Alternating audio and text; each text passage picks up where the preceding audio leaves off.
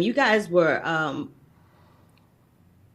roommates when this started. It was a short film, right?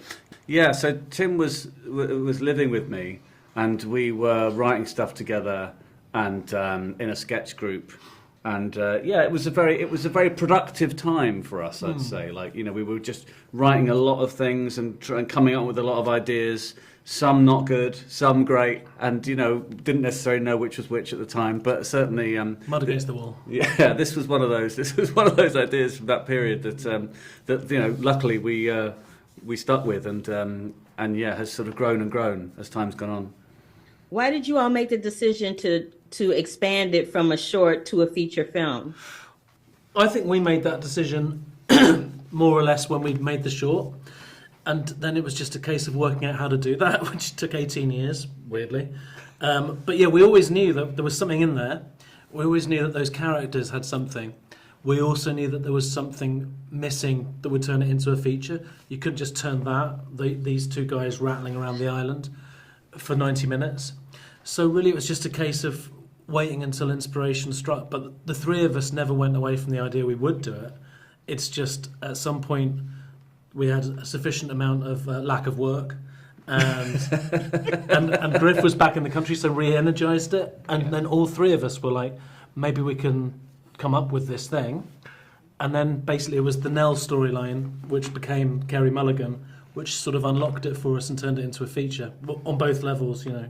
No, I was going to say also, in the short film, the guys are probably playing a lot younger than the characters were. Yeah. You know, as you would with a sketch or something, you know, you just play any character of any age, and really for it to be a feature film, it felt like it needs to be more authentic, and so it took a while. I guess now looking back, you can sort of say that it took a while for everyone to grow into those roles a little bit, and for me as well as a filmmaker to grow into that. I love that. Yeah, we're the right age for the part. We're the right age. It's Yeah. cheap. We're all the right age. It's cheaper You than become a makeup. little more seasoned, is that what you're saying? Yeah. It's nature's makeup, just using 18 years to age us.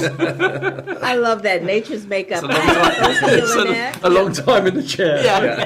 Yeah. I'm stealing that. Now, I'd love to know from you guys, since this is dealing with a duo that's been together for a long time and they broke up and now they've been brought back together under serendipitous types of circumstances, what duo or band would you like to see reunite and why? And what duo or band would you never want to see again? Oh, wow. Oh, well, I'll take I'd take the Which one do you go? who I'd never see again. Yeah. Renee and Renata. Who's that? You remember Renee and Renata? No. Terrible duet. A great I feel some duet. kind of way about that, considering my name is Renata. Oh, I'm Wow, so sorry. huge! I'm so sorry. I'm so Well, sorry. thank you, James. Now you're going to tell me that Renee is your partner. No, they were a terrible Greek band, Greek Wow. duo. Yeah. Okay. Okay, I'm surprised you put a Greek band in the dustbin. I'll probably go for the Carpenters.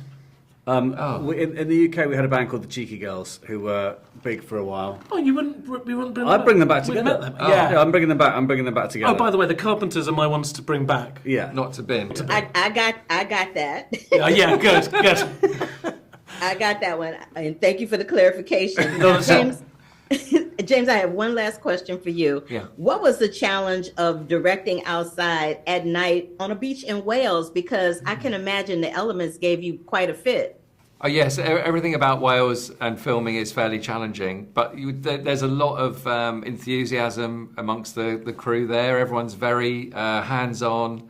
It requires a real energised sort of team of filmmakers to kind of move through those challenges, whether they be weather or tide or just actually Or the script. the stones. I mean, the beach was so difficult to move across, and all of our equipment that was coming to the beach had to be tractored in on tiny lanes. It was very remote, so incredibly challenging. But I think you reap the rewards of that effort because of what it delivers on screen.